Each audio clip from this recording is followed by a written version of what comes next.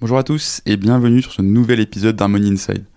Cette semaine, je reçois Edouard Fornas, le fondateur du Nutrien-Co. Alors Edouard est un entrepreneur comme on en rencontre peu, capable d'alterner entre une vision à long terme de l'humanité et le grit nécessaire pour exécuter et réaliser sa mission. C'est un discours loin des paillettes, ancré dans la réalité du terrain, pour un dirigeant qui porte jour après jour sa propre vision de l'entrepreneuriat.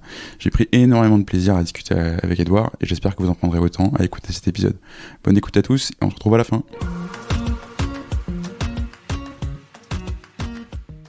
Bonjour Edouard, Salut Vincent. comment tu vas ?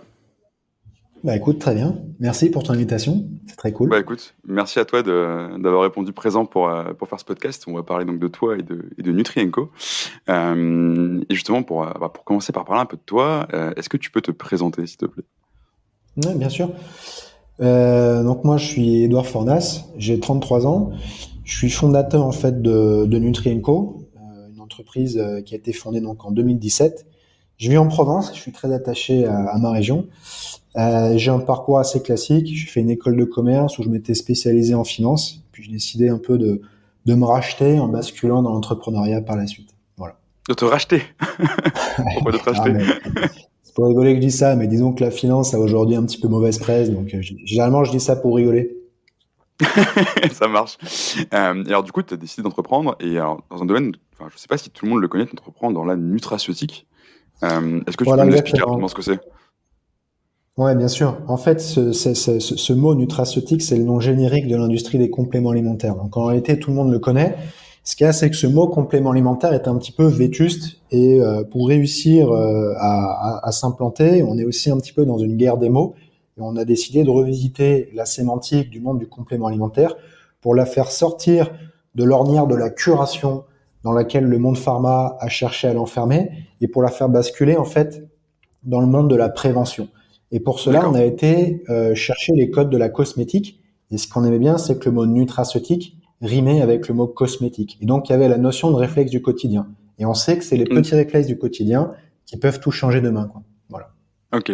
Donc du coup, concrètement, en fait, Nutrien-Co, ça va vendre quoi ? De l'oméga 3, du magnésium, des choses comme ça. Ouais, Tu c'est m'en veux ça. pas, En je fait, suis pas, on je a... suis pas un grand expert sur les Non, non, compléments non. alimentaires. Non, non, bien sûr. On a en interne une équipe scientifique. On a 2 docteurs et un ingénieur en nutraceutique qui développent des formules. Donc à chaque fois, en fait, notre objectif, ça va être de prendre un ingrédient star, parce qu'on est toujours dans l'optique d'éduquer en fait le consommateur, de l'amener à se prendre en main par lui-même, et on va ajouter à cet ingrédient star des cofacteurs pour en tirer vraiment la quintessence. Donc l'objectif, c'est pas de développer des MeToo, c'est de mettre à chaque fois la barre un peu plus haut sur tel ou tel segment de notre marché, quoi. Voilà. Ok, Et ouais, je vois ensuite, tout à on va fait. distribuer ça. On est une digital native et plus spécifiquement une Amazon native. D'ailleurs, je pense que c'est un peu plus de sens aujourd'hui de dire ça, parce que sur Amazon, enfin sur Internet, il y a tellement de façons de vendre que ça devient compliqué de comprendre ce que ça veut dire digital native. Et là, on s'est répliqué ensuite sur un site Internet en propre où on peut acheter nos formules. Et on vient de démarrer tout récemment le retail avec un gros focus sur le circuit pharmaceutique et auprès des prescripteurs, c'est-à-dire médecins, naturopathes, professions en fait, tout ce qui est éducateur de santé. Voilà. Ok, je vois. Et alors, enfin, comment ça t'est venu, toi, d'entreprendre dans ce domaine ? Parce que c'est toujours un truc qui est, enfin, quand tu te lances dans un projet d'entreprise, c'est quand même quelque chose sur lequel tu vas passer jour et nuit. Enfin, tu vas dormir ça, manger ça pendant Ouais. des années, Alors, quoi. Donc, pourquoi ça ?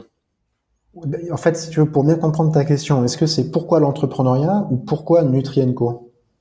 Bah, pourquoi Nutrien-Co ? Et puis, si tu veux me dire pourquoi l'entrepreneuriat, je prends Là, aussi. en fait, si tu veux, c'était très simple. En fait, quand j'ai lâché la finance et que je suis parti sur un premier projet entrepreneurial où j'étais suiveur, le sport m'a servi de discipline en fait, m'a permis de Mhm. tenir un petit peu le cap parce que quand on n'a plus, mine de rien, des horaires, ou même si on parle plus vraiment d'horaires aujourd'hui, mais de cadres professionnels qui nous permettent d'avoir une certaine régularité, une certaine discipline dans notre vie, bah, il faut aller chercher des relais de discipline ailleurs. Donc le sport m'a beaucoup aidé. À ce moment-là, je faisais beaucoup de crossfit. Donc là, toi, tu me vois à travers la vidéo, je suis plus très dense, j'ai perdu 10 kilos. Mais avant, voilà, je m'étais vraiment mis à fond dans le CrossFit. Et du coup, forcément, j'ai commencé à m'intéresser de très près à ce que je mangeais. Et en fait, j'ai Mhm. commencé à comprendre que les diètes occidentales étaient carencées sur certains micronutriments. Je cherchais à connaître la teneur de chaque aliment, etc. Puis en fait, au bout d'un moment, j'ai dit, bon, c'est impossible. Et c'est là que la nutraceutique m'est apparue comme la garantie d'avoir 100% de mes apports optimaux dans le temps. Et c'est comme ça, en fait, que je me suis penché sur ce marché. Ok. Et donc, en fait, Après, après, si tu veux, ce que je disais, hein, en tant que consommateur, j'ai mis en exergue 5 problématiques qui m'ont concerné directement. Le premier élément, on en parlait tout à l'heure, c'est qu'on était sur un marché qui marketait ses produits comme des médicaments, c'est-à-dire comme des produits de curation. Alors moi, j'avais pas 30 ans à ce moment-là, donc je souhaitais m'inscrire dans une démarche de prévention. Le deuxième élément, c'est qu'il y avait une information qui était très technique et morcelée. Alors aujourd'hui, les schémas de consommation milléniaux, on aime bien maîtriser un minimum ce qu'on consomme. Troisième élément, tu avais zéro transparence, tant en matière de prix que de traçabilité. Et quatrième élément, tu avais un esthétisme vétuste. On avait l'impression d'acheter des blisters blanchâtres aseptisés. Et aujourd'hui, tu as besoin de ouais, créer de l'affect autour de ce que tu consommes. Et si tu peux glisser une petite story Insta au passage, c'est toujours mieux, quoi. Voilà. En fait, moi, je ouais, voulais complètement, parce que ne pas avoir à cacher mes flacons de nutraceutique au fin fond de mon placard. Je voulais, au même titre que je laisse trôner un beau parfum dans ma salle de bain, laisser trôner mes beaux flacons de nutraceutique dans ma cuisine et éventuellement de pouvoir en parler à mes amis s'ils me posent des questions. Voilà comment tout je ça a vois tout à démarré. fait. Et effectivement, je comprends ton constat. Enfin, j'en consomme pas des masses, moi-même, des compléments, mais c'est vrai qu'il y a toujours ce côté, tu sais pas ce que tu achètes, d'où ça vient, etc. Et du coup, je comprends complètement le fait que tu as voulu créer ce qui te manquait à toi, en fait, quoi. Ouais, c'est vraiment comme ça en tout cas, c'est comme ça que l'idée a germé. Après, c'est pas ce qui m'a amené à passer à l'action. Ce qui m'a amené à passer à l'action, c'était parce que donc là, j'ai commencé à regarder quand même un petit peu le marché, etc. Je suis pas parti non plus la fleur au fusil. Le monde on va tout révolutionner. Voilà, j'ai quand même, je me suis quand même intéressé au marché et j'ai compris que c'était un marché qui était quand même très difficile à pénétrer parce qu'il y avait des barrières à l'entrée importantes en matière d'enveloppe de cash. Ce qu'il faut savoir, c'est que c'est un marché qui est dominé à près de 50% par le circuit des officines, hein, donc des pharmacies, et que Mhm. pour le pénétrer correctement, il te faut une force de vente, une flotte de véhicules, etc. Bon, moi j'ai démarré avec 32 000 euros, donc autant te dire que c'était c'était impossible. Ouais, d'accord. Et en fait, à ce moment-là, j'ai un ami qui me parle de ce qu'on appelle la vague du Amazon Selling, donc de la vente sur Amazon. Je commence à regarder 2-3 tutoriels aux États-Unis. Et je comprends qu'on peut se former pour se jouer de l'algorithme d'Amazon et tenter de positionner ces produits en top position en fait de leur catégorie pour essayer de maximiser les volumes. Et là, en fait, il y a eu vraiment un alignement des planètes dans mon esprit.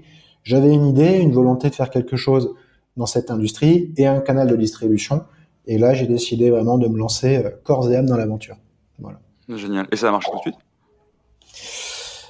Ouais, on a eu assez de chance là-dessus parce que bon, le temps de développer les premières formules, enfin en l'occurrence le magnésium, le temps de se former vraiment bien sur le plan théorique avec Amazon. Et quand on a lancé donc en fait notre première vente c'était le 12 juin, donc c'est demain les 4 ans, tu vois. Je sais pas quand est-ce que sortira ce podcast, hein, mais tu pourras le couper si tu veux ça. Non, t'inquiète pas. Euh, mais en tout cas, oui, on a eu de la chance, c'est parti assez vite. Très rapidement, notre magnésium, je dirais en une trentaine de jours, est devenu numéro un de sa catégorie. On a pu sortir ensuite, peu de temps après, la spiruline et les probiotiques. Et là, en fait, on a tapé sur mars 2018 100 cas de chiffre d'affaires. Et en fait, là, bon, ça commençait à ressembler à quelque chose. Donc, on a commencé à Hmm. s'organiser vraiment voilà, pour déployer une boîte qui allait avoir de la croissance et qui allait pouvoir faire quelque chose d'important. Mais justement, c'est ça je trouvais hyper intéressant dans le récit que tu me fais de Nutrienco et dans l'aventure de Nutrienco. C'est, en fait, tu commences un peu comme, enfin, tu vois, t'as des entrepreneurs solo aujourd'hui, des solopreneurs, Mmh. faut t'appeler ça comme tu veux, mais qui montent ce genre de business en ligne et ils le font pour eux-mêmes. Ils dégagent pas mal de cash, tu vois. Enfin, si tu te dégages 100 000 euros par an Mmh. avec ton business tout seul, c'est C'était très bien. par mois, c'était. Pardon, oui, alors là, t'es encore mieux. Et toi, tu décides en fait d'en faire justement, entre guillemets, une vraie entreprise. Tu construis une vraie PME. Pourquoi ce Ouais. choix d'avoir voulu aller toujours plus loin et de pas juste, entre guillemets, rester sur ce business un peu pirate que tu avais commencé à lancer? Alors, c'est une bonne question. Alors, il y a une chose aussi, c'est que ce qui va motiver un entrepreneur, en fait, sa motivation évolue. C'est-à-dire que la motivation que j'avais en 2018 de me dire là, on tient quelque chose, faut y aller à fond, n'est pas la même que celle que j'ai aujourd'hui. Donc, Hmm. c'est des réponses. auquel il est toujours un petit peu difficile de répondre. Mais j'ai essayé de me replacer dans le contexte de l'époque. Euh, En fait, déjà, quelle était pour moi la vision de l'entrepreneuriat? Parce que tu as plusieurs cultures de l'entrepreneuriat. Pour moi, tu en as trois. Tu as cette culture d'Internet que tu viens de décrire, qui sont généralement des entrepreneurs un peu solo, qui ont une vision de l'entrepreneuriat, enfin, qui perçoivent l'entrepreneuriat comme un modèle de rente. Et ils cherchent à se faire un beau salaire, les mecs sont contents, et tu l'as vu comme moi, il y a 50 000 vidéos sur YouTube, de 0 à 10K Comment faire un net par dropshipping, mois. etc., Ouais, voilà, tu etc. vois, c'est ça. Ouais. Voilà, donc tu as cette culture-là, de laquelle Nutrienco s'est beaucoup inspiré avec son modèle Amazon au début. Et ensuite, tu as deux autres cultures qui sont quand même qui ont plus de poids, je pense. Tu as la culture startup, où là, si tu veux, l'objectif, c'est de faire une licorne. Et puis, tu as une culture provinciale, où là, c'est un peu plus la passion qui domine. Si tu veux, moi, je suis un peu à l'intersection de ces trois cultures. C'est-à-dire que je me suis nourri des outils un peu de pirate pour lancer un business. Globalement, on est un peu sur ce que la culture startup appelle le gros hacking, hein, quand tu viens de la culture Internet. Mais après, j'avais vraiment pour objectif d'apporter quelque chose sur ce marché qui soit en rupture. Et je suis très passionné en fait par mes produits, ce que je fais. J'ai réussi en plus enfin, je sais pas si j'ai réussi, mais je m'évertue, on va dire, à apporter une vision qui va s'aligner avec l'une de mes passions, qui est l'anthropologie, l'évolution de l'humanité, etc. Aujourd'hui, je suis convaincu que la nutraceutique va participer à l'évolution de notre espèce. On pourrait y revenir plus tard si tu le souhaites. Et donc Ouais, carrément, finalement, en fait, ça m'intéresse, mais je te laisse raconter. Nutrienco est apparu comme une suite logique de ce que j'étais. Et mon objectif n'a jamais été de générer 100 000 euros de chiffre d'affaires, de me payer 10K et de me barrer aux Bahamas et de faire des vidéos YouTube pour faire marronner les petits en mode comment j'ai fait pour devenir riche en un an, quoi. Tu vois, c'était pas mon objectif. C'était pas mon objectif. J'avais vraiment envie d'apporter quelque chose sur ce marché-là, sachant que je vais être un peu dur, hein, vis-à-vis de ce marché, mais on est sur un marché qui peinait un petit peu à évoluer, qui était dominé par une approche opportuniste du business, avec beaucoup de produits de type MeToo. Je sais pas si tu vois ce que c'est des MeToo, mais globalement, c'est Non, dis-moi, oui. vraiment, tu as beaucoup de formules qui sont les mêmes sur cette industrie. Tu as juste le branding qui va changer d'un flacon à Oui, ok. l'autre, d'un blister à Tout le l'autre, monde, tout le monde vend etc. la même chose Pourquoi? avec une Parce étiquette que différente, quoi. aujourd'hui, voilà, t'as des entreprises qui vont aller chercher sur les étagères des producteurs des formules toutes faites qui vont raconter un peu 15 fois la même histoire. Et de toute façon, comme le marché est en croissance, jusque-là, ça fonctionnait un petit peu. Je prends volontairement des raccourcis et je caricature un petit peu, tu m'auras compris.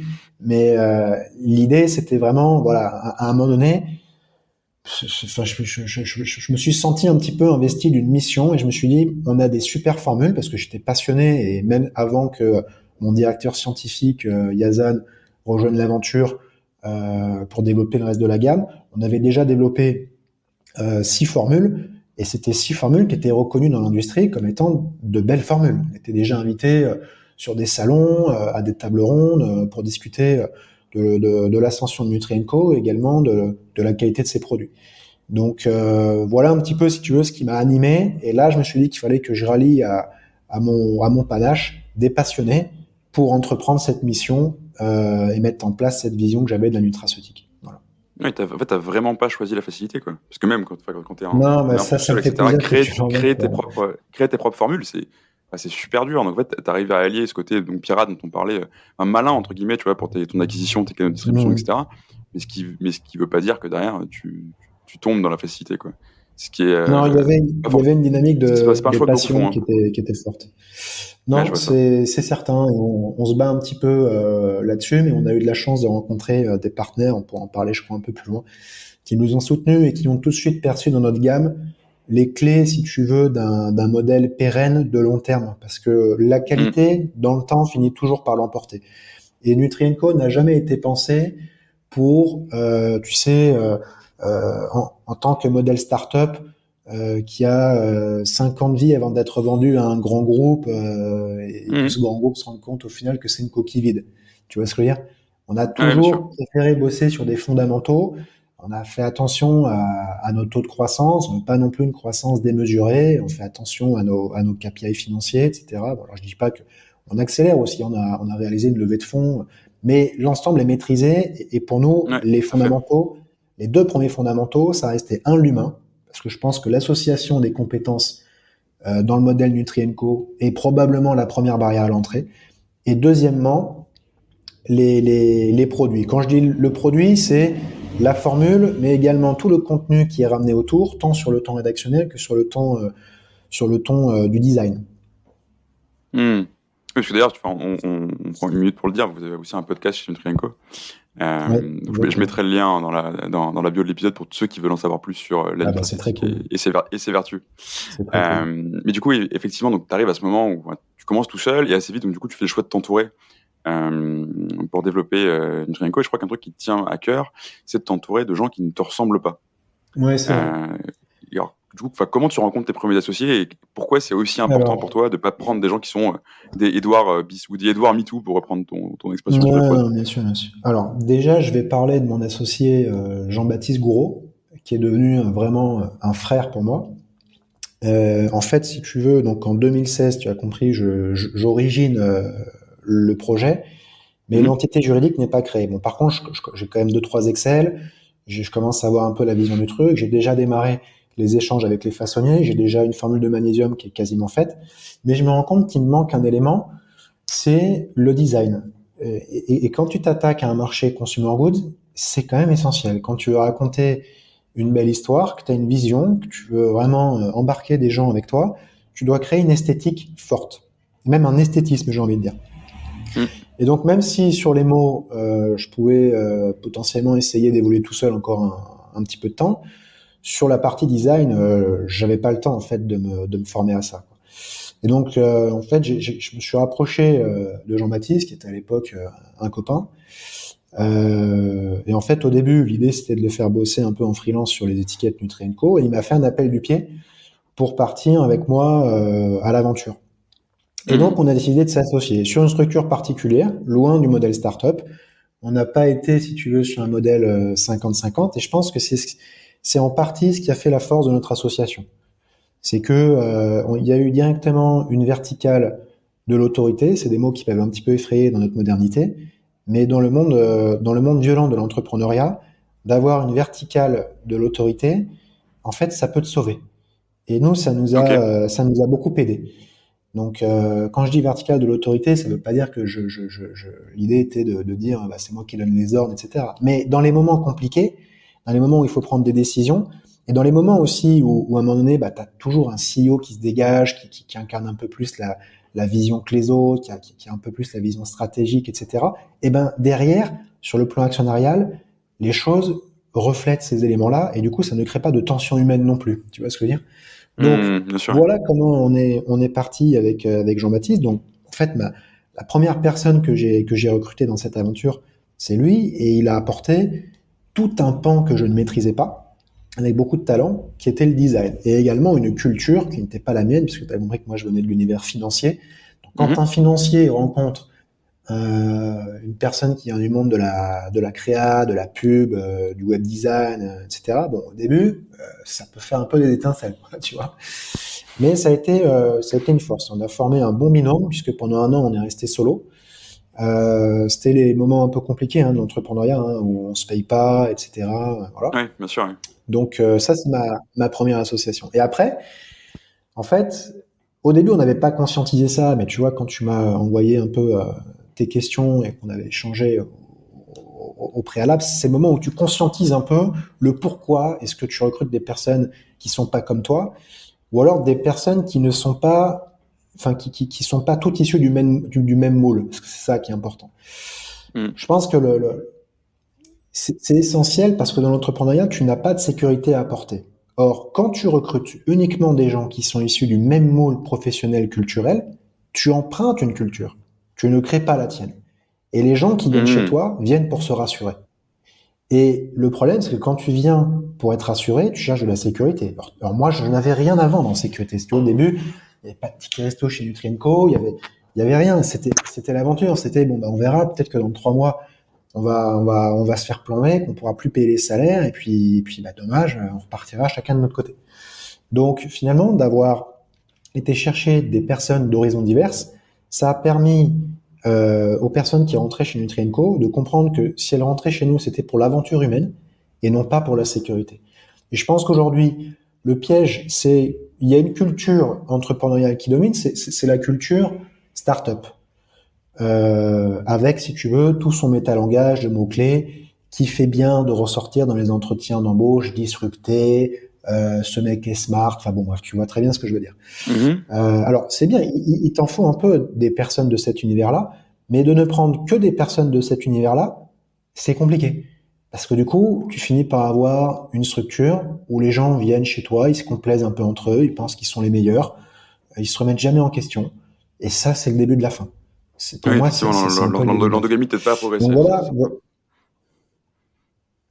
voilà ce qui nous a amené en fait à aller chercher des personnes qui viennent d'horizons divers. Il y a des personnes de la culture start-up, mais il y a également des personnes qui ont fait de la vente sur le terrain toute leur vie pendant 25 ans. Donc si tu veux, ceux-là, ils arrivent, ils ont moins la culture start-up. Enfin, en tout cas, ils en sont pas issus. Tu as des personnes qui sont issues du monde de la supply, qui ont également pas forcément, qui sont pas issus du moule startup. En fait, tu fais ta petite tambour, tu mélanges un peu tout ça. Toi, en tant que CEO, bon, bah, tu sais, t'incarnes un peu la vision, t'es un peu le guide. Donc, tu irrigues un petit peu on va dire, de tes prémices culturelles, et ça finit par former une culture qui t'est propre. Et en fait, nous, ce qu'on souhaitait, c'est avoir une culture qui ne mente pas, c'est-à-dire qui ne fasse pas croire aux gens que l'entrepreneuriat, c'est le monde de la douceur. Parce que avec Jean-Baptiste, et puis bon, aujourd'hui on a d'autres managers aussi qui sont associés minoritaires. Je pense à Yazan, je pense à Benjamin, ils se reconnaîtront. Bah, c'est dur, c'est dur. Parfois il y a de la tension, il faut désamorcer, etc. Et je ne voulais surtout pas faire croire aux gens qui rentrent dans l'équipe Nutrienco que c'était un long fleuve tranquille. Donc on a réussi, si tu veux, à contrer un petit peu l'esprit startup qui de prime abord pourrait te laisser croire que c'est un peu le monde des bisounours, c'est que les gens on vient dessiner des étoiles et des arcs-en-ciel sur leur cahier, et en même temps on a réussi à créer quelque chose de positif autour de la négation de l'exigence qu'impose l'esprit Bien sûr. entrepreneurial. Voilà. Oui, et puis en fait, si comme tu dis, une culture qui ment pas, tu le communiques, c'est-à-dire que tu viens chez Nutrienco, tu sais ce que tu trouves, tu sais ce que tu trouves. Si t'es pas fait pour ça, enfin, c'est ok aussi, mais tu vas ailleurs, quoi. Exactement. Après, si tu veux, on n'est pas, on est quand même très proche. Enfin, ça, ce serait à eux de le dire, mais on essaye d'avoir un maximum de proximité avec les différentes personnes de nos équipes. On les écoute très régulièrement. Voilà, l'idée c'est de garder quand même notre agressivité principalement pour le monde extérieur. Mais de temps en temps, tu vois, j'ai certaines personnes qui, dans ce monde entrepreneurial et dans cette effervescence un peu du early stage, qui peuvent se sentir un petit peu dépassés parce que on est peu processisé, parce que tu as des personnes qui prennent plus de place que d'autres, etc. Et ces personnes-là, j'hésite pas à leur dire, écoute, il faut que tu développes ton agressivité. L'agressivité, c'est pas un gros mot. Moi, je suis un fan, par exemple, de loup. Et dans les meutes de loup, en fait, les meutes de loup sont extrêmement solidaires. C'est passionnant si tu as étudié, mais en intra, dans leur relation intra-spécifique, il y a une certaine agressivité. Et en fait, ce mot agressivité, c'est pour brusquer un peu les gens quand ils sont en face de moi. Mais ce que ça veut dire, c'est voilà, n'hésite pas à jouer un peu d'écoute pour te faire ta place. Les autres ne t'en voudront pas et tu as toute ta place à prendre dans le dispositif Nutrienco. Ok. Et alors, du coup, enfin, autant je trouve ça génial ce que tu me racontes sur mettre des gens qui sont pas tous pareils pour créer une certaine richesse et éviter de tomber dans un entre-soi qui, au final, fera du mal à ta boîte. Mais comme tu le dis, ça peut faire des étincelles. Et alors, tu me dis si tu es d'accord ou pas, mais en fait, pour moi, ce qui est important, et encore plus dans ce contexte-là, c'est d'avoir une équipe qui soit alignée autour de quelque chose qui, entre guillemets, est plus grand qu'elle, quoi. Donc, tu as ta mission, tu as ta vision, mais tu dois aussi les garder alignés au quotidien sur la strate de la boîte et même sur la roadmap hyper opérationnelle, sur comment on y va, quoi. Comment tu fais, toi, pour créer, pour créer, et comment tu fais aujourd'hui pour maintenir cet alignement de tes équipes? Alors, en fait, ce qu'on fait, nous, déjà, c'est qu'on fait une réunion mensuelle avec l'ensemble de l'équipe. On a de la chance d'être encore un nombre, on va va dire, on peut faire rentrer tout le monde dans une salle. Et même si demain, ce sera plus le cas, grâce au visio, grâce au télétravail, on pourra toujours monter à 50, même potentiellement 100 personnes en visio. Comment ça s'appelle, ce point d'équipe qu'on fait tous les mois est important parce que déjà, ça permet de constater un petit peu ce qu'on a fait sur le mois passé. Et ça permet également de resserrer les rangs à deux niveaux. Déjà, on va généralement toujours aborder un point un petit peu stratégique ou technique. Ça peut être multiples et varié, mais on peut par exemple expliquer à l'ensemble de l'équipe ce que c'est qu'un coût d'acquisition client. On peut également expliquer à l'équipe l'évolution des tailles d'équipe, puisque c'est qu'anthropologiquement, l'information ne circule pas de la même façon quand tu es 15, 30, 150, etc. Donc, Oui, on peut faire justement, aussi t'as des t'as ce focus nombre, là-dessus. t'as ce nombre de 150 au-delà duquel ton cerveau n'est plus capable de connaître Ouais, tout le monde, quoi. ouais, tous les prénoms et tout. Mm. Exactement. Donc, tu vois, ça, on leur a expliqué parce que là, on a passé la barre des 30.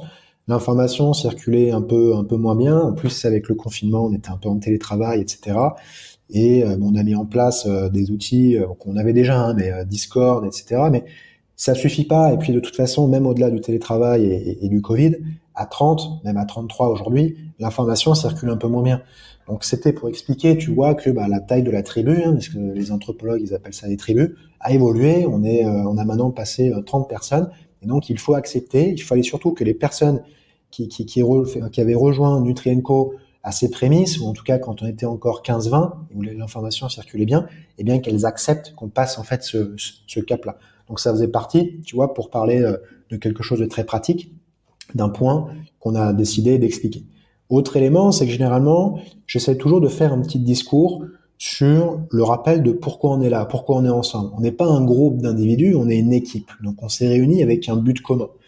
Aujourd'hui, on a de la chance d'avoir une plateforme de branding avec, si tu veux, un petit livret qui est tout fraîchement sorti et qui Mhm. permet à l'équipe d'avoir accès très rapidement à la vision, la mission, Mhm. qu'est-ce que la nutraceutique, qu'est-ce que notre vision de la transparence, comment on développe les produits chez Nutrienco, pourquoi on le fait comme ça et pas autrement, etc., etc. Et donc l'idée, ça va être de créer en fait, moi c'est ce que je leur avais dit, je me souviens d'un, d'un, d'un, d'un discours que je leur avais fait où je leur avais expliqué qu'aujourd'hui, on est dans un monde occidental qui connaît un peu une crise de ces institutions, c'est-à-dire qu'on a beaucoup de mal à placer notre confiance dans les institutions. D'ailleurs, récemment, la gifle que Macron s'est prise en est un petit peu le reflet. C'est d'autant plus vrai chez les jeunes générations. Jeunes générations, je nous inclus dedans aussi. Mais du Oui, coup, on n'est moi, pas ce si que vieux encore, hein. j'explique, ouais, ce que j'explique en fait aux personnes qui rejoignent le navire Nutrienco, c'est que mon objectif numéro un, c'est de donner du sens à leur carrière professionnelle. C'est de donner du sens en fait euh, au fait qu'elles aient envie de pousser la porte du bureau le matin. Si j'y arrive, alors ma mission est réussie, quoi. Voilà en fait, si tu veux, l'objectif de Nutrienco. C'est pour ça que Nutrienco a toujours été puisé son essence dans le côté vertueux du business. On fait des formules auxquelles on croit. On est no bullshit. Par contre, on se cache pas derrière des trucs faciles, type gluten-free, bio. Si on peut l'avoir, c'est bien, mais ce qui reste essentiel pour nous, par exemple, ça reste l'efficacité. L'efficacité doit primer avant tout. C'est le ressenti du client, le fait qu'il aille mieux derrière. C'est ça qui va primer. Le bio, le pas bio, derrière, il y a un débat. Ça reste une façon de cultiver ou de produire. Et toutes les productions ne sont pas touchées par le label bio. Tu vois, donc tout ça, on l'explique aux gens. Et en fait, je pense que ce qui plaît aux gens, c'est de venir défendre un projet qui est vertueux, en fait, qui est vertueux. Et c'est marrant parce que tu as des personnes qui rentrent chez Nutrienco qui ne sont pas consommateurs de Nutra, mais qui le deviennent dans le temps. Et pour moi, il n'y a jamais autant de satisfaction que de voir une commande passer avec un camarade de l'équipe, parce que c'est comme ça qu'on s'appelle au sein de Nutrienco. Mhm. Voilà. Autre élément aussi qu'on explique, c'est que au sein de l'entrepreneuriat, si tu veux, tu peux pas vraiment parler de salariés. Moi, les personnes avec qui je travaille, c'est pas des simples salariés. Tu vois, on n'est pas à la défense, ils ont pas un matricule, etc. Ce sont des personnes qui vont vivre au rythme de mes émotions, et pas que des miennes d'ailleurs, des leurs, des managers, des succès, des échecs. Je veux dire, moi, ils connaissent un petit peu certaines personnes de ma vie perso. y en a certains aussi qui ont déjà fait passer leurs femmes, leurs copines, parfois leurs enfants au sein des bureaux. Donc on est un peu plus, si tu veux, que de la simple relation hiérarchique patron-salarié. Et en fait, nous, on a développé une logique qui était de dire, voilà, Nutrienco, c'est quoi dans son approche du salariat?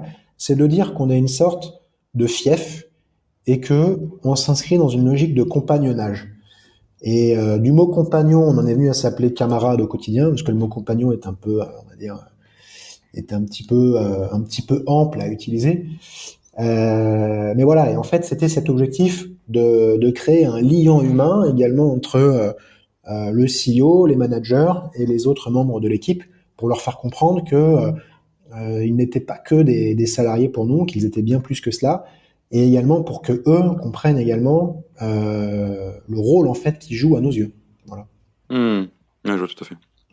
Je vois tout à fait. Et après, sur le Ok. plan, pour revenir sur ta question, là, sur le plan pratique, j'ai des entretiens très réguliers avec mes managers, des roadmaps, des deadlines, etc., pour mettre en place, bien entendu, Oui, bien sûr. toute la partie exécution, quoi. Voilà. Et on essaye de Et ce qui est hyper tenir un intéressant, maximum au courant les gens.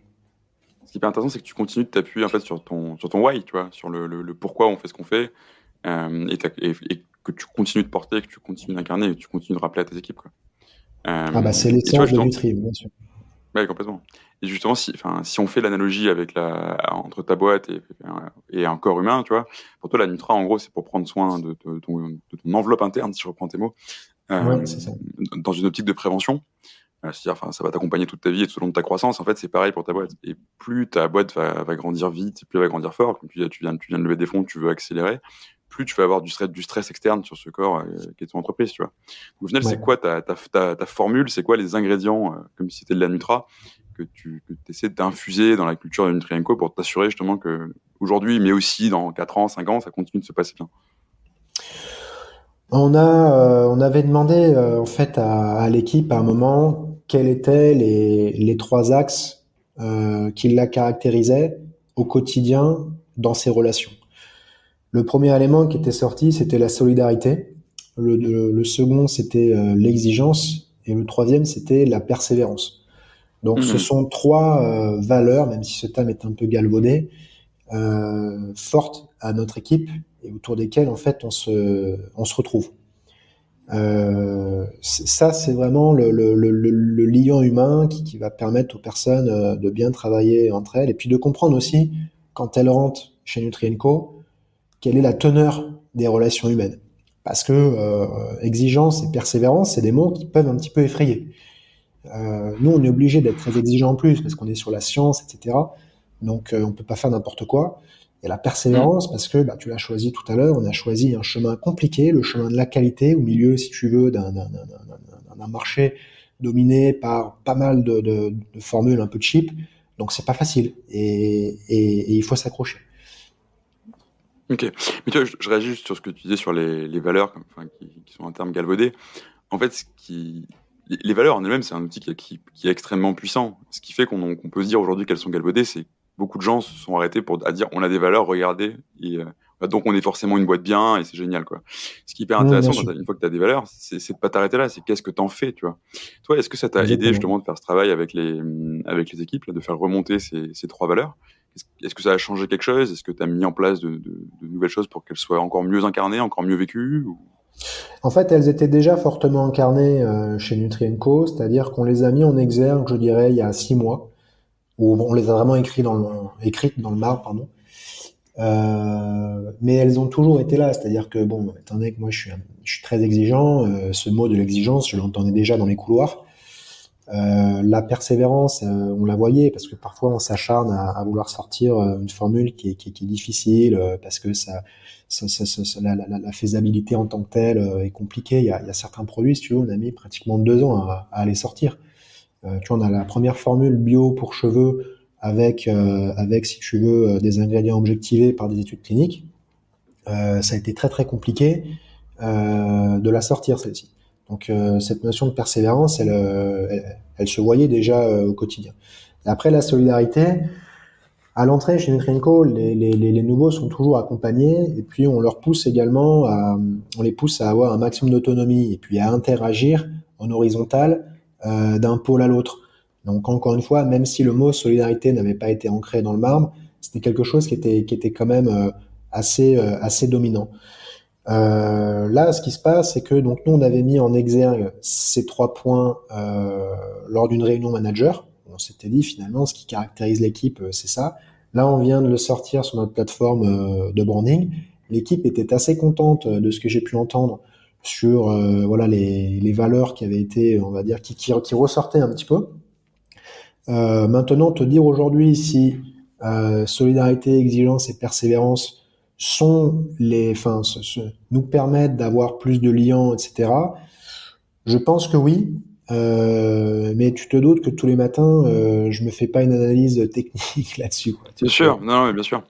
Non, mais en fait, c'est ce qui est intéressant, c'est qu'en fait, en faisant ça, tu construis un cadre dans lequel il y a certains, enfin, les comportements peuvent s'épanouir de manière autonome, si tu veux. Ouais, Tant que tu sais que t'es enfin, en gros, c'est les règles du jeu, quoi. Et tu peux faire à peu près n'importe quoi tant que tu joues dans les règles du jeu. Et ce qui fit assez bien, finalement, avec l'esprit entrepreneur que tu veux donner ouais. à tes salariés et à tes équipes, quoi. Après, Alors, là, tu vois, on fait aussi. Ouais, vas-y, dis-moi. non, vas-y, mais vas-y, j'allais enchaîner sur un autre sujet, enfin, pour résumer un peu tout ça, mais je te laisse aller au bout. Sur les events d'équipe, on cherche toujours aussi à avoir quelque chose qui soit un peu en lien avec ces valeurs. Donc là, tu vois, on a pour le mois de juillet, on a loué un voilier pour faire une petite croisière en Méditerranée, une journée avec eux. Et puis donc on va s'exercer un peu à la manœuvre ensemble, enfin en tout cas pour ceux qui veulent. Donc il y a toujours, si tu veux, ce côté aussi très aventurier chez Nutrienco. Ouais, Parce bien que sûr. l'histoire de Nutrienco, c'est aussi l'histoire de deux aventuriers. Notre vision s'inspire beaucoup si tu veux, Nutrienco souhaite venir s'insérer dans une fresque évolutionniste un petit peu, tu vois ce que je veux dire. Et l'évolution de l'être humain, bon, quand tu prends les chasseurs-cueilleurs et les premiers fermiers, bon, c'était quand même la bataille tous les jours pour survivre. Donc il y a un côté vraiment aventurier, on va même jusqu'à pousser les liens d'influenceurs et d'ambassadeurs sur ce thème-là. Donc Hmm. tu vois, les explorateurs, les personnes qui sont vraiment dans le dépassement de leurs limites, etc. Tout ça, c'est C'est-à-dire que, des par thèmes exemple, qui tu sont veux aller très chercher chers. du Mike Horn pour représenter Nutrienco, quoi. Ouais, voilà. Alors, ce sera pas Mike Horn parce que tu te doutes que pour moi, on est encore un peu petit, mais si jamais il Il est nous un peu écoute, sollicité. c'est avec plaisir. Ouais, c'est avec plaisir, bien entendu, qu'on lui présentera notre démarche et qu'on l'accompagnera lors de ces challenges un peu extrêmes. Mais il y en a d'autres. Voilà. Bon, là, je peux pas te donner le nom. On est en discussion avec quelqu'un, mais c'est encore, c'est pas encore officiel. J'espère vraiment que ça aboutira parce que c'est une personne que je suis depuis un petit moment. Ce serait vraiment chouette de pouvoir faire ça avec lui, quoi. On fait aussi Ah, beaucoup de, l'idée qui me vient, c'est il y a c'est beaucoup Kylian de, Jornet, mais je veux pas te spoiler ton partenariat. ouais, tu as. Après, si tu veux, on fait aussi beaucoup de sport dans l'équipe. Ouais. Et du coup, on retrouve beaucoup de valeurs sportives. Et encore une fois, le dépassement de soi est très présent.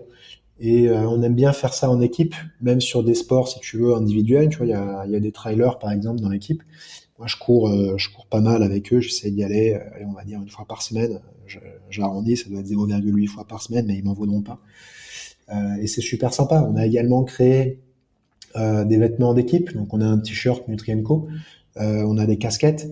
D'ailleurs, c'est super sympa quand tu vois des camarades qui, en photo de LinkedIn, se prennent, si tu veux, avec le t-shirt Nutrienco et la casquette et mettent la frise Nutrienco en photo de frise LinkedIn. Tu vois. Donc, tout ça, c'est des éléments qui sont très Hmm. forts, qui participent, si tu veux, à structurer un lien solide. Mais ouais, et c'était ce que tu dis qui était hyper intéressant, c'est cette. Enfin, ouais, t'as vraiment une vision très profonde, je trouve, pour Nutrienco. Quand tu parlais de se positionner Merci. dans une fresque évolutionniste, est-ce que tu peux nous en dire un peu plus et comment, en fait, est-ce que d'avoir cette vision aussi profonde, enfin, c'est un peu l'âme de ta boîte, quoi, et ça te distingue quand même pas Ouais, mal c'est sur ton ça, c'est ça. marché. Est-ce que ça se traduit aussi d'un point de vue business, tu vois? Est-ce que ça t'aide à te différencier dans ce marché qui est hyper concurrentiel? Bah oui, parce qu'en fait, si tu veux, c'est un marché qui n'a jamais, qui n'a, enfin, sur lequel il est difficile de créer une marque, une brand. Là, je suis obligé d'utiliser le mot anglais parce que le Mhm. côté brand a plus de sens que le côté marque. Une marque, tu vois, tu peux avoir un petit private label à 3 sous, mais une vraie brand, une vraie plateforme de branding, il faut aller la chercher, quoi. Il faut vraiment développer une vision, etc. Or, ce qu'il se passe, c'est que sur cette industrie-là, ce qui l'a structuré pendant longtemps, c'est son canal de distribution. C'est-à-dire que les entreprises étaient au service d'un canal de distribution et non pas au service du consommateur final. Donc ça pouvait être les médecins, ça pouvait être les pharmaciens, enfin le canal des officines, ça pouvait être les magasins bio, ça pouvait être Amazon, ça pouvait être, tu vois ce que je veux dire? À chaque fois, Ouais, complètement. c'était un peu différent. Donc, on n'avait pas, enfin, jusque-là, le marché n'avait pas eu besoin de créer quelque chose qui allait directement parler à l'humain, tu vois ce que je veux dire? Parce que tu parlais à un canal de vente, tu parlais pas à l'humain. Donc, nous, dès le début, on a positionné le consommateur au centre de la proposition de valeur. Pourquoi? Parce qu'à la base, avec JB, donc Jean-Baptiste, notre objectif, c'était de se créer des produits de top qualité, d'abord pour nous. Ça peut paraître un peu cheap de dire ça aujourd'hui, parce que c'est des discours que tu retrouves beaucoup dans l'industrie startup, mais je te promets qu'on l'a pas, on n'usurpe pas ce discours-là. C'était la Ouais, bien vérité. sûr. Et si tu veux, moi, je suis un fan d'anthropologie, je suis un fan, si tu veux, de comment fonctionne le corps humain, etc. Je peux, bon, sans être expert, mais je peux te retracer toute l'histoire de l'humanité, qui a 300 000 ans, on le sait aujourd'hui, hein, parce que les premiers squelettes de sapiens là ont été découverts il n'y a pas très longtemps au Maroc. Donc on était sur 150 000 ans, on a pris 150 000 ans plus. Là, maintenant, on est sur 300 000 ans. Et en fait, ce qui est super intéressant, c'est qu'à chaque bond évolutionniste, on est confronté à des problématiques nutritionnelles. Donc au néolithique, on a eu, si tu veux, le rachitisme, parce que Mhm. on s'est mis à manger que du pain avec l'explosion démographique quand on a commencé à cultiver les sols et à baser le gros de notre alimentation sur la céréale. C'est d'ailleurs à ce moment-là que la peau blanche est apparue en Europe. On pense que c'est quand les chasseurs-cueilleurs sont arrivés en Europe, mais c'est pas vrai.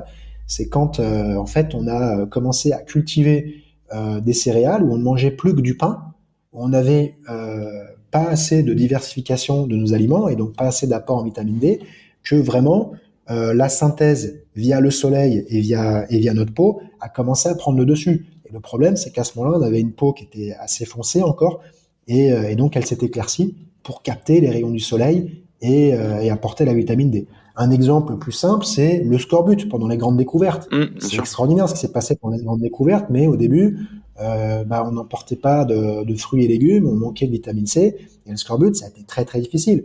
Christophe Colomb, là, il y a une étude d'ailleurs qui est sortie il y a pas longtemps, où il avait laissé, si tu veux, une colonie sur une des îles qui lui servait, si tu veux, un peu de point d'accroche avant, tu sais, sur les Antilles, avant de pouvoir débarquer en Amérique en tant que tel. Tu as toute une colonie qui est morte du scorbut. Parce que si tu veux, ils n'osaient pas manger les fruits et légumes locaux, et donc forcément, c'était de la viande ou alors des fèves et des céréales qui étaient cultivées sur place.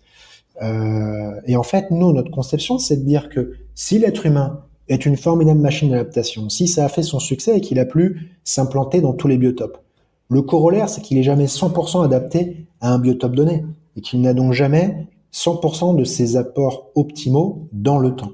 Et pour la première fois depuis le début de son histoire, grâce à la Nutra, on est capable de combler ce vide et même peut-être de le dépasser, avec la promesse de vivre plus intensément. Donc c'est quoi? C'est un meilleur sommeil, une meilleure digestion, de meilleures performances physiques, de meilleures performances cognitives, et aussi la promesse de vivre plus longtemps, parce que la nutraceutique va participer au changement de paradigme quant à la longévité humaine.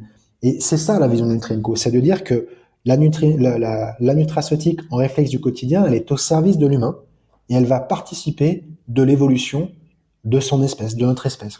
Voilà ce que c'est, si tu veux, que la vision de Nutrienco aujourd'hui. Et ça, c'est fort, et c'est sûr que quand tu as des clients, des consos qui lisent ça, qui nous découvrent à travers cette vision, ils se disent, ok, les mecs, enfin, ils placent, ils donnent un rôle social en fait à la nutraceutique et à la prévention, quoi. Voilà. Ouais, tu incarnes le concept du Start with Whey, quoi. Enfin, quand tu vends ça, c'est quand même un tout petit peu plus puissant que de vendre une formule chimique, quoi. Ben, c'est ça, exactement, exactement.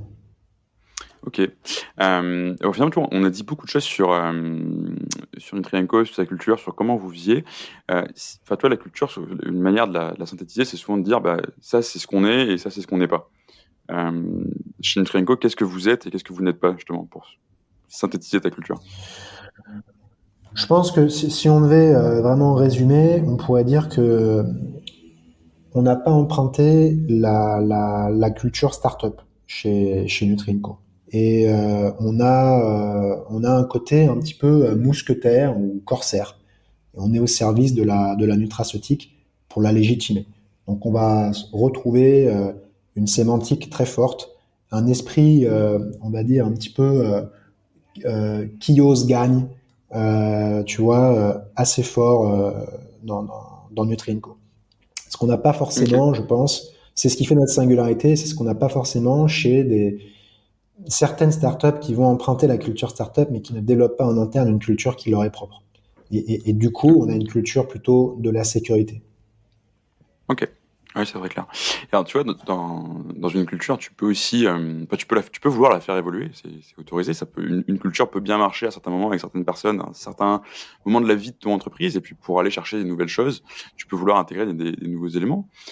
Pour toi, aujourd'hui, est-ce qu'il y a quelque chose qui manque dans la culture Nutrienco, quelque chose que tu voudrais développer plus? Bah, ouais, en fait, si tu veux, ma passion de l'anthropologie, elle vient aussi de ma passion des relations humaines. J'aime l'humain, même si parfois c'est compliqué à gérer. Et donc, on a toujours, voilà, j'ai toujours cette envie d'être plus proche de mes camarades. Mais par ma fonction de CEO, parfois c'est compliqué. Donc oui, ce que j'aimerais, c'est toujours aller plus loin dans cette culture, déjà pour que les gens se sentent toujours mieux chez nous. J'aimerais aussi que si la culture est insufflée par on va dire un petit peu le CEO, bon, je vais inclure JB avec moi parce qu'il a été quand même aux prémices de Nutrienco. Aujourd'hui, on aimerait donner un peu plus de marge de manœuvre au reste de l'équipe pour venir vraiment insérer son empreinte dans la culture Nutrienco. C'est déjà le cas, mais j'aimerais leur dire qu'ils ne se gênent pas, qu'ils peuvent y aller franchement, que ça ne nous fait pas peur, à la condition qu'ils nous sortent pas, si tu veux, le pré-réchauffé de la Startup Nation. Voilà. Ouais, je vois tout à fait. Non, mais oui, effectivement, c'est possible. Et justement, c'est effectivement souvent une phase que tu vois. C'est qu'au début, enfin, en tant que CEO, tu es un peu omniprésent. Enfin, au début, avec toi déjà, donc tu es forcément omniprésent. Et après, enfin, Mm. tu as de plus en plus un rôle. Et enfin, tu vois, même d'autres fondateurs avec qui je peux discuter, il y a souvent cette volonté de se dire non, mais les gars, allez-y, maintenant, il y a pas que moi. Et enfin, limite, je sais pas que tu te mets en retrait, mais ton rôle évolue. Et justement, toi, c'est un rôle que Ouais, tu as c'est dû ça, exactement. t'as dû complètement apprendre, quoi. Parce que quand tu commences sur Amazon en solopreneur, t'es pas encore en CEO en puissance, quoi. Donc, comment tu transitionnes de ce côté très entrepreneur pirate vers un rôle plus de leader, quoi? Alors, ça, c'est une question vraiment intéressante. Et tu as vu hein, que dans l'élément, enfin le Google Doc que tu m'as envoyé, j'ai essayé de prendre du temps vraiment pour penser ma réponse. Et je te Donc remercie, c'est là, la je première vais fois que pas j'ai un usurper invité les qui prépare auditeurs, hein. autant le podcast que moi, je crois. Ouais, mais c'est une question, je pense qu'il faut aborder. C'est une question qui est taboue aujourd'hui. Je pense que le rôle de CEO dans le domaine entrepreneurial et plus spécifiquement dans le domaine consumer good de la startup connaît une certaine crise de légitimité. J'y ai été confronté et du coup, c'est aussi un témoignage de ce que j'ai vécu. Pourquoi? Parce qu'on te dit très vite que le CEO a un rôle de représentation. C'est lui qui incarne la vision, c'est lui qui doit, si tu veux, être aspirationnel pour son équipe, inspirant, enfin, c'est tous les mots-clés, machin, etc. On en est venu aujourd'hui à certaines dérives, et j'ai pas peur de les nommer, enfin de les nommer, en tout cas de caractériser un modèle qui commence, de mon point de vue, à prendre un essor un peu trop important, et qui donne une image complètement biaisée de ce que c'est qu'un CEO sur les boîtes early stage, où tu vas avoir des entrepreneurs qui te font une seed ou une série A, où tu as un fonds de venture capital qui va leur dire bah écoute, super, t'es le plus beau, machin, maintenant on va t'envoyer à la télé, tu vas mettre ta vie en exergue sur Instagram, etc. Tu lâches un peu les rênes du truc parce qu'on a bien compris que les Excel, c'était pas trop ton truc. On a compris que tu avais une forte personnalité et ça risque de faire un peu des étincelles avec le reste de ton équipe. Donc, t'embête pas. on va te mettre un beau salaire et derrière on te met un McKinsey que nous on va fouetter pour faire le taf un peu sale. On citera pas de nom, mais tu connais très bien cette industrie et il serait pas compliqué en off de donner quelques noms de start-up. Le problème, c'est quoi? Le problème, c'est que ton équipe derrière, elle va donner aucune légitimité au CEO. Tu vois ce que je veux dire? Moi, en fait, à chaque fois que je pousse la porte de mon bureau le matin, je remets en jeu ma légitimité. Mon objectif, c'est de prouver à mes camarades que je suis avec eux dans la boue. Parce que le monde de l'entrepreneuriat, si tu veux, on nous le présente sous l'angle un peu start-up comme un monde idéal qui veut changer les choses pour une planète meilleure. Et on en revient de ça. Hein. Oui, alors on en revient, c'est certain. Mais c'est extrêmement caricaturé, tu vois. Le make the world a better place, bon, ça fait longtemps que tout le monde se moque de quelqu'un qui dit ça alors qu'il a un deck de 10 slides, quoi. Ouais, mais bon, tu vois, moi je l'entends encore, je suis d'accord, mais je l'entends encore beaucoup parce que on parle d'un potentiel, si tu veux, CEO avec un deck qui va lever des sous, mais même au-delà de ça, si tu veux, rien que dans les recrutements un peu C-level que tu fais, t'en as plein qui cherchent à te dire, ouais, moi je suis vachement machin, éco-responsabilité, changement de la planète et compagnie. Bon, moi je te dis très honnêtement une chose, j'ai une mission, c'est d'élever le niveau de la nutraceutique pour apporter un maximum d'efficacité de ces formules au plus grand nombre. L'éco-responsabilité, ça compte. On vient de faire une newsletter là il y a pas longtemps, un petit peu institutionnelle, qui montrait qu'on commençait à réfléchir sincèrement à la question. Mais ces dimensions politiques un petit peu ne doivent pas. Enfin, moi en tout cas, c'est pas celle qui me concerne au quotidien. Moi, ce qui m'intéresse, c'est de pouvoir payer mes mecs, c'est de pouvoir sortir des bonnes formules et c'est de pouvoir combattre les formules MeToo qui apportent rien dans cette industrie. Aujourd'hui, mon objectif, c'est ça, et de me faire une place, parce que je considère que j'ai pas encore atteint une taille critique, et qu'il faut que je l'atteigne pour pouvoir respirer, tu vois, et commencer à me dire, ok, alors maintenant, on va commencer un peu plus à se pencher sur le RSE, mais le RSE, tu commences à t'y intéresser quand t'es, globalement, quand t'as réussi, tu vois ce que je veux dire? C'est un peu ça. Ça veut pas dire que c'est pas des problématiques qui comptent, mais au quotidien, quand t'es dans la boue, quand t'as, j'en sais rien, moi, une grosse problématique à gérer, tu vois, nous, on a eu des problématiques réglementaires qui nous ont beaucoup stressé dernièrement, avec la DGCCRF qui nous a un petit peu embêtés pour le dépôt de certaines formules, parce qu'elle nous demandait des analyses qui étaient facultatives par le passé et qui devenaient obligatoires, avec des laboratoires qui ne font pas ce type d'analyse, donc pour les trouver, c'était vraiment le gros casse-tête. Si tu viens me voir à ce moment-là en me disant, ouais, en RSE, qu'est-ce que tu fais? Je vais te dire, écoute, Coco, c'est pas le moment. Passe me voir dans 6 mois. On en reparle. Tu vois ce que je veux dire?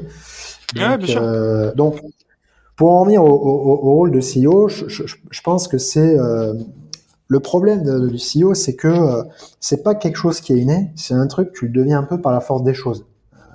Tu fais des erreurs, c'est certain. Le but, c'est d'en faire le moins possible. L'essentiel, c'est que les personnes qui t'entourent considèrent à chaque seconde qu'il n'y a personne d'autre que toi qui peut être meilleur à la barre du navire. Et je pense que quand tu pars trop tôt sur les plateaux télé, quand tu te mets trop tôt, si tu veux, en exergue sur Instagram, et que tu passes, si tu veux, une fois par semaine au bureau, à mon avis, c'est compliqué. Et c'est là où tu peux avoir des problématiques culturelles fortes, parce que quand le lien entre le CEO et le reste de l'équipe est brisé, c'est difficile. Et tu as souvent ensuite les fameux CEO qui souffrent, parce que le CEO, c'est quand même une personne qui est très talentueuse sur le plan technique, etc. Mais tu peux avoir aussi un moment, un petit problème comment dire, d'ego personnel, parce que le mec peut se dire, attends, moi je fais tout le taf, etc. L'autre, il récolte les lauriers sur les plateaux de télé, il fait rêver tout le monde, et c'est moi qu'on cravache sans arrêt. Bon, bah ça, pour moi, c'est le modèle qu'il faut éviter.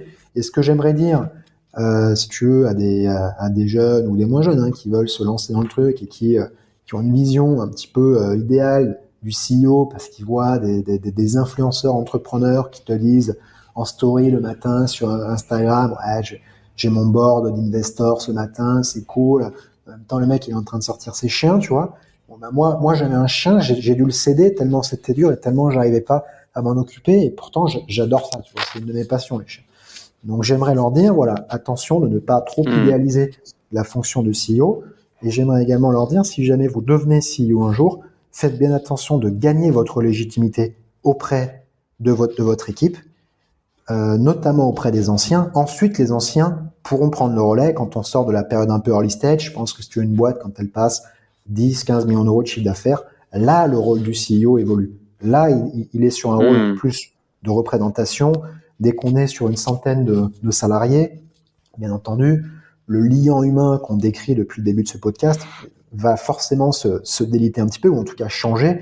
Le CEO ne connaît plus forcément le prénom de chacun, et il va irriguer de sa vision et de sa mission plus par son rôle de représentation que par le fait de dire je suis au devant de mon armée dans la boue avec eux, quoi. Tu vois ce que je veux dire? Voilà un peu, si tu veux, comment je conçois le poste de CEO aujourd'hui.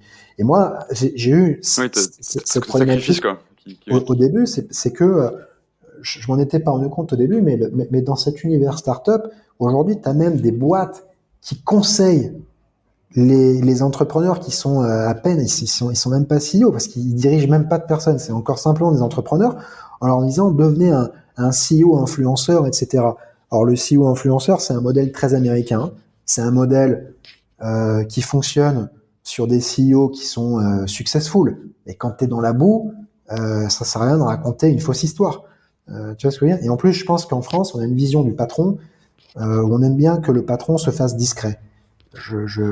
Alors, est-ce une tare ou pas? Je sais pas. Moi, je pense que c'est hérité, si tu veux, de l'anthropologie propre à la France. Hein, ou si tu veux, avant, les seigneurs qui dirigeaient un petit peu, enfin les nobles qui dirigeaient un petit peu les choses.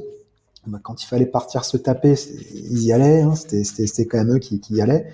La vision qu'on nous a présentée à l'école d'un Moyen Âge un peu obscur, ou même d'une époque type Renaissance ou classicisme, où les nobles étaient des tortionnaires, c'est pas totalement vrai. Oui, tu avais les grands-pères de France qui étaient un peu hors jeu, mais la notabilité de province, qui était la petite noblesse de l'époque, avait quand même des devoirs qui étaient très lourds. Et aujourd'hui, en fait, cette perte de devoirs, d'après moi, amène les Français à avoir un problème avec le patronat, un problème, si tu veux, avec les grands bourgeois, parce qu'ils n'incarnent plus cette fonction un peu de droit et de devoir. Bon, ça, c'était un peu perso, c'était une digression, mais je pense que c'est quand même intéressant. Ouais, complètement, c'est intéressant. Mais tu vois, sur le modèle du CEO influenceur, en fait, là où je te rejoins, c'est quand tu dis, enfin, ça sert à rien de raconter une fausse histoire. Effectivement, ça sert à rien de mettre en scène sa vie.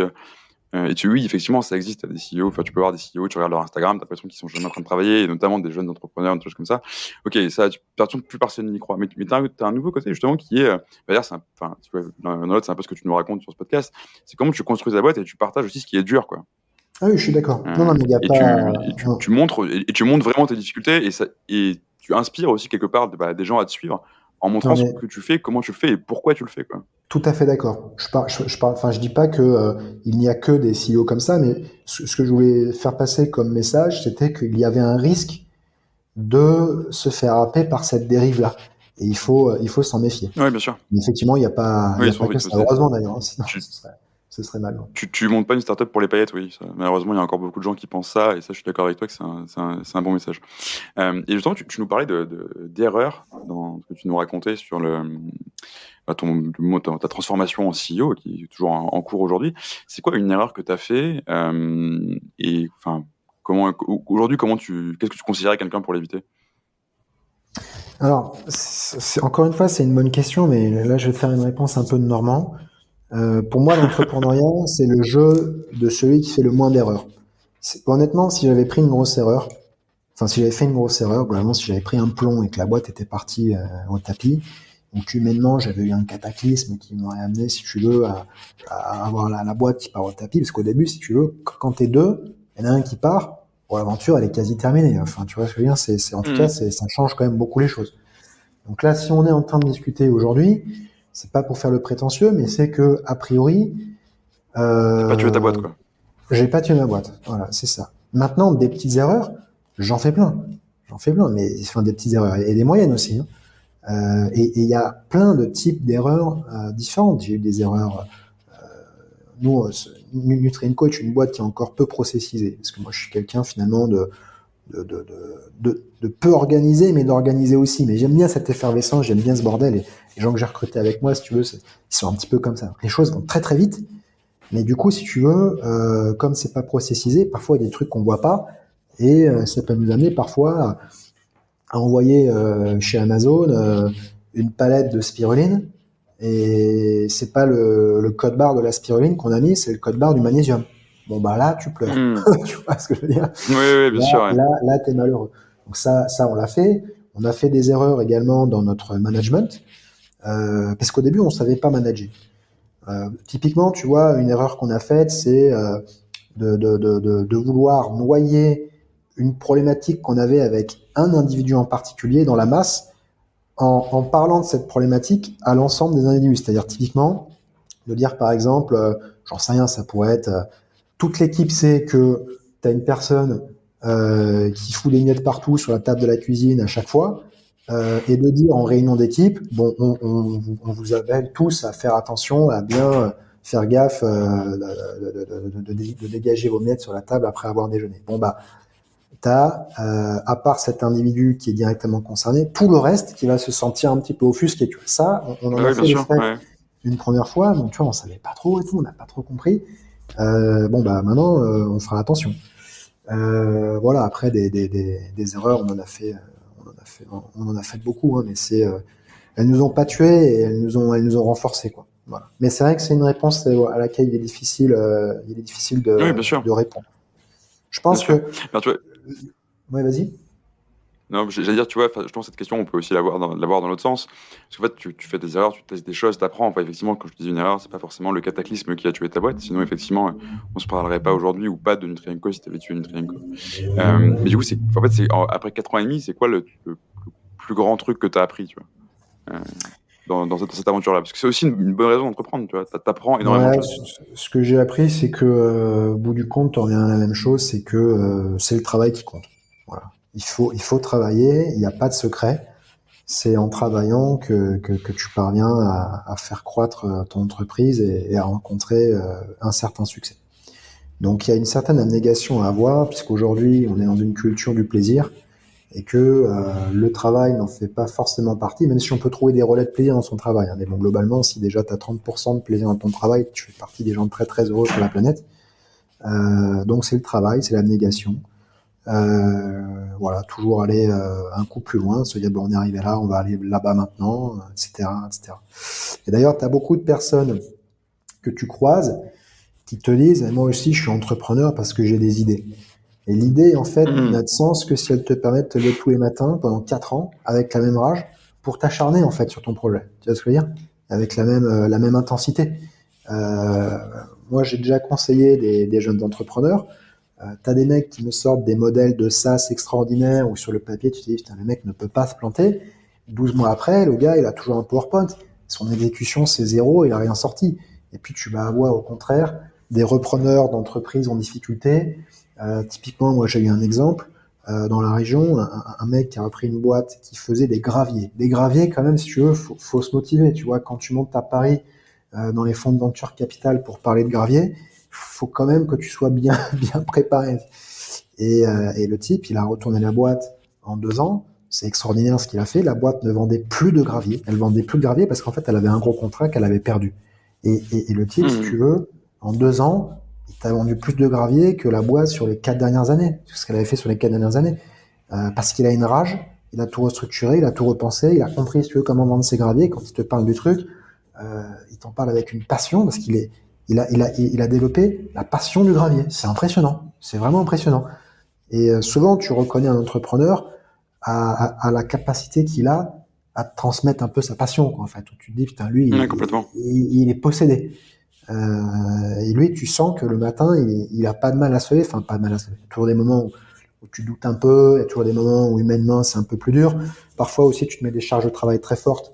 Et c'est le physique qui traîne un peu la patte, hein. Moi, ça m'arrive.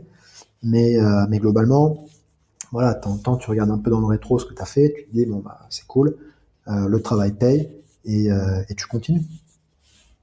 Ouais, je suis assez aligné avec ce que tu dis, parce que c'est vrai que enfin, tu vois, moi, t'as effectivement deux types de gens qui veulent entreprendre. En gros, t'as les gens qui ont une passion, comme tu dis, Et t'as les gens qui voient entre guillemets une opportunité de marché, enfin pour caricaturer à fond, c'est je vais acheter Mmh. ça et je vais le revendre X% plus cher. Et ça, moi, j'arrive pas à comprendre. Alors, pour le coup, c'est perso, mais effectivement, genre, c'est tous les jours, tu vas faire que ça, quoi. Et je suis pas sûr que les gens qui veulent entreprendre se rendent forcément compte de ça, quoi. C'est Non, tous mais les jours, tu vas faire ça. ouais, c'est clair. Ce qu'il y a, c'est que Il faut que ça te plaise, quoi. ouais, en fait, derrière, tu as une problématique, c'est que tu as le rôle social de l'entrepreneur est très très bien perçu aujourd'hui. On pourrait presque dire que c'est une sorte de nouvelle chevalerie moderne. Du coup, tu as énormément de personnes qui veulent se lancer dedans. Et en fait, ce qui se passe, c'est que les fonds d'investissement qui misent un petit peu sur le côté startup, parce que les mecs ils savent très bien que sur du early stage, ils peuvent te sortir des multiples extraordinaires et ils peuvent avoir des retours sur investissement qui sont très très épais. Donc ils ont tout intérêt à profiter un petit peu de cette effervescence sociale autour de l'entrepreneuriat. Et c'est pour ça que tu retrouves dans l'entrepreneuriat aujourd'hui peut-être un peu plus d'opportunistes que par le passé. Parce que en ce moment, voilà, ce rôle est très très valorisé. Ok, ouais, je vois tout à fait. Et alors, justement, enfin, on pourra peut-être conclure le podcast là-dessus, mais pour prendre un peu de recul après tout ce qu'on s'est raconté, tu vois, il y a un truc qui m'a beaucoup marqué dans ce que tu m'as dit, c'est c'est la phrase que tu dis être dans la boue aux côtés de tes camarades. Tu vois. C'est-à-dire que tous les jours tu te bats, tous les jours tu es dedans, etc.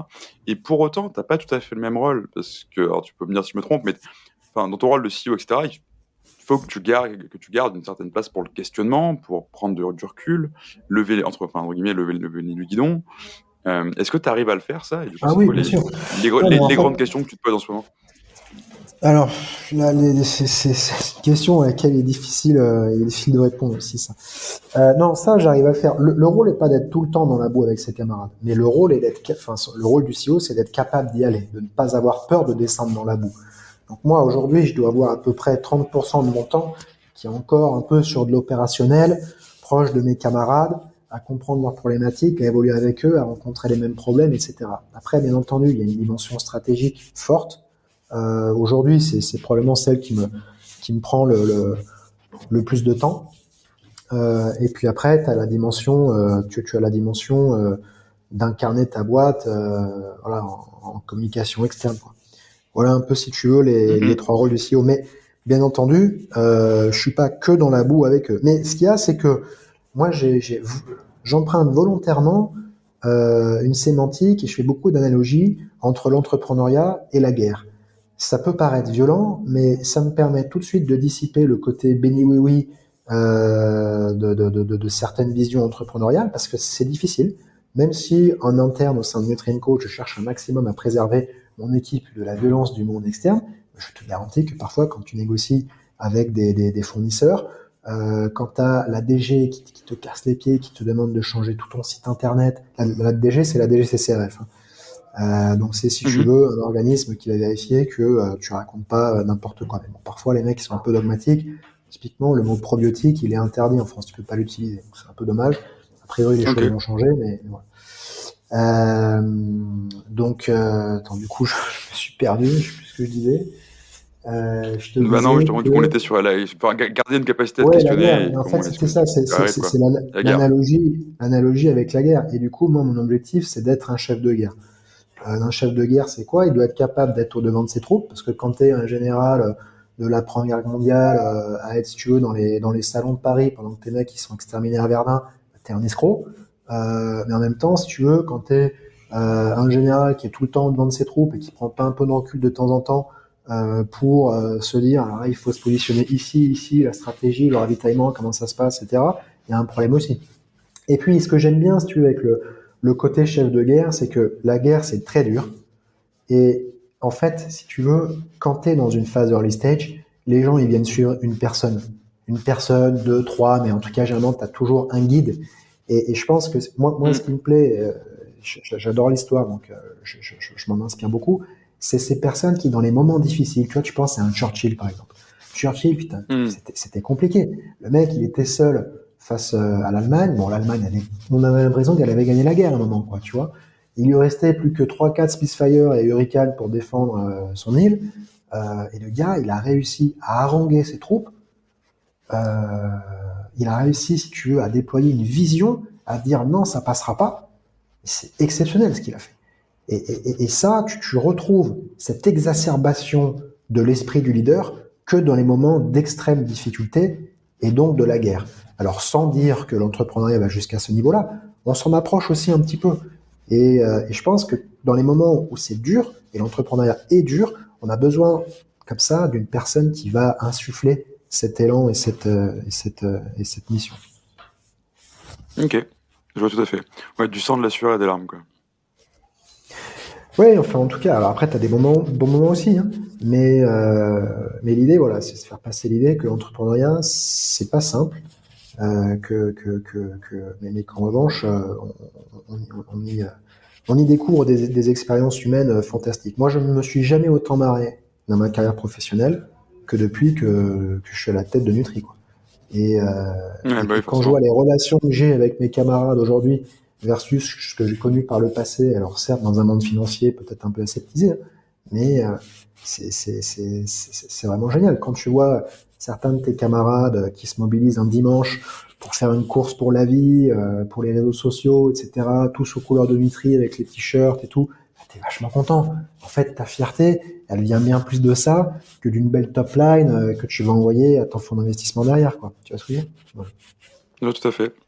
Bah écoute, un grand merci, Edouard. Je te propose qu'on s'arrête là-dessus, Ouais, si ça te convient. Et enfin, avec voilà, plaisir. c'était un super moment, donc un grand merci à toi. Merci pour ton invitation, Vincent. À bientôt. À bientôt.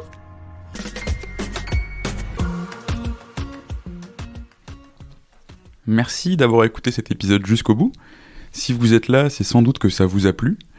Si vous voulez nous aider, n'hésitez pas à partager cet épisode à votre boss, à votre ami qui veut monter une startup depuis toujours, ou à toute personne qui pourrait être intéressée par la culture entreprise. Vous pouvez aussi vous abonner sur Apple Podcasts, Spotify ou toute bonne application de podcast. Et vous pouvez également nous laisser un avis 5 étoiles de préférence sur Apple Podcasts. À très bientôt pour un nouvel épisode et merci à tous.